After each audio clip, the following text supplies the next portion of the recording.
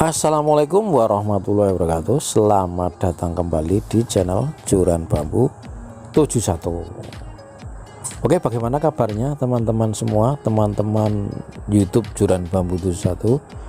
Semoga sehat semua ya, dan juga ikannya dimanapun memeliharanya, mungkin di budik damper ataupun di kolam sempit, kolam luas dan sebagainya, sehat semua ya, dan tetap sukses selalu. Oke, kembali saya akan sharing-sharing tentang budidaya ikan, khusus sekarang di ember ya, khusus untuk ikan nila. Oke, jadi ada tip atau poin-poin penting beberapa yang akan saya beritahu pada teman-teman semua tentang budik damper pengalaman saya ini ya. Jadi sekaligus saya akan menjawab beberapa pertanyaan dari teman-teman ya. Di antaranya adalah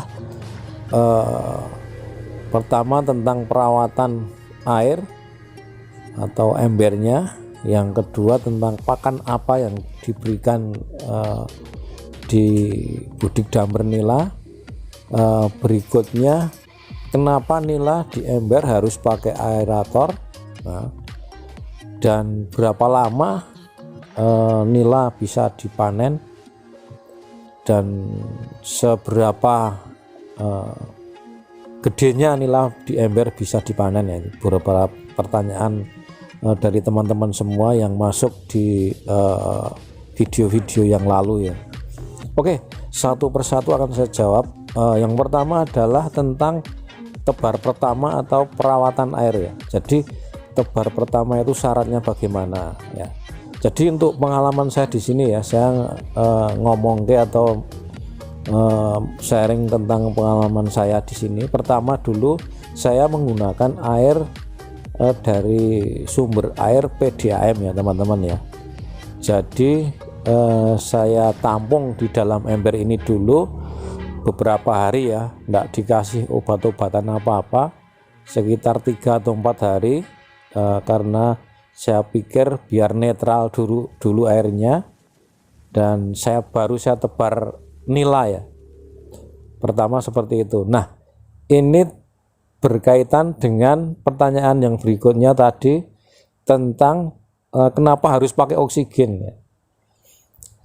Karena saya mau bercerita dulu tentang habitat asli nila itu kan berada di sungai yang luas atau yang banyak sekali oksigennya, juga air yang deras mengalir ya, seperti itu. Dan di ember kan kita rekayasa, jadi supaya oksigennya banyak, itu salah satu cara harus dengan menyuntikkan oksigen atau gelembung-gelembung udara seperti itu ya teman-teman ya.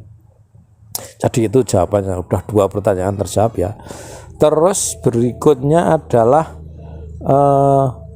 tentang pakan ya, tentang pakan. Jadi pakan yang saya berikan di sini untuk nila, jadi nila di sini saya berikan 100% dari pakan pabrikan ya. Dan mungkin ada beberapa pakai daun, tapi saya 100% pakai pakan pabrikan, karena supaya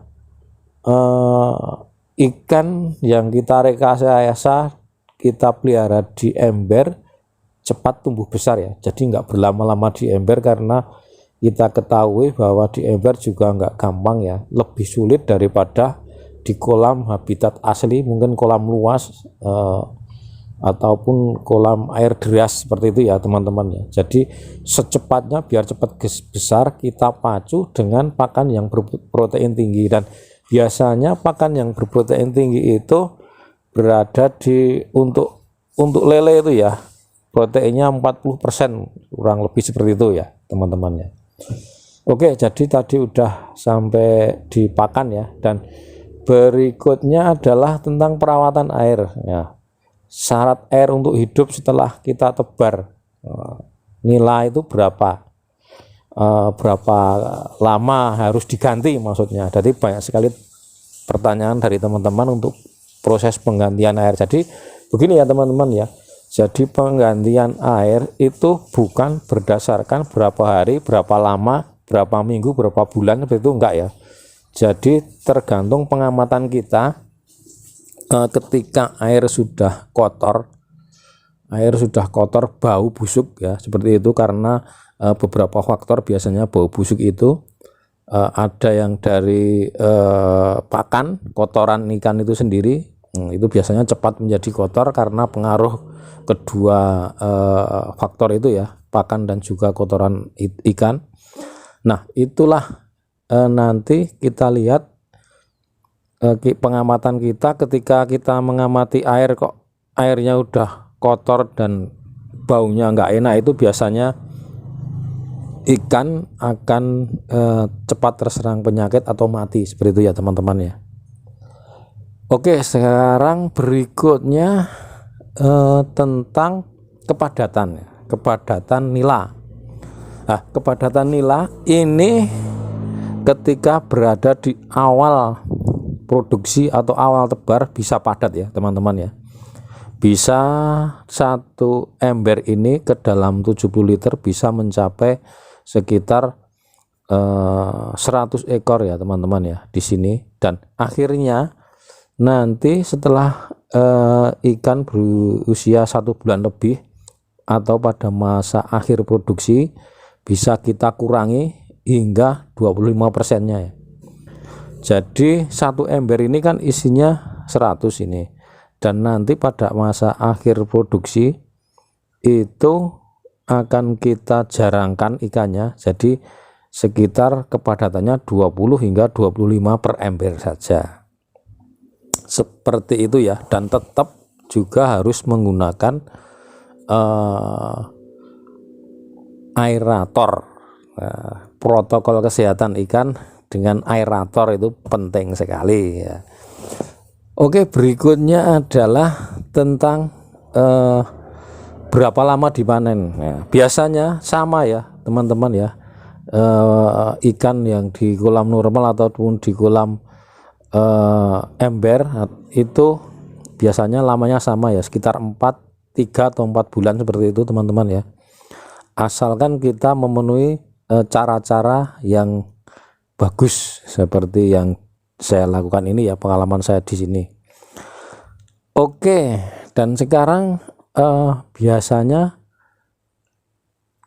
tentang berat ya, berat ikan. Jadi ikan di ember ini biasanya sampai panen 3 atau 4 bulan itu berbobot sekitar sekilo itu isi 5, 6 atau 7 lah, paling kecil seperti itu ya teman-teman ya. Jadi hampir-hampir sama lah kalau untuk panennya itu sama, hampir mirip ya, seperti itu teman-teman ya. Jadi kesimpulannya adalah teman-teman semua ya,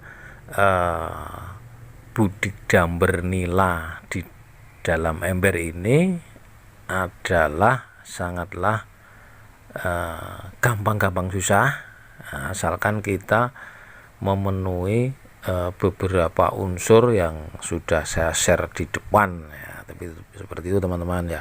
Jadi pertama adalah air, kedua adalah perawatan, dan ketiga adalah pada perawatan masa akhir produksi atau menjelang kita akan memanen. Seperti apa, harus ada penjarangan. Jadi nggak bisa padat dari awal sampai akhir, itu nggak bisa padat terus, karena pada awal produksi kan ikannya masih kecil, jadi seperti itu bisa padat.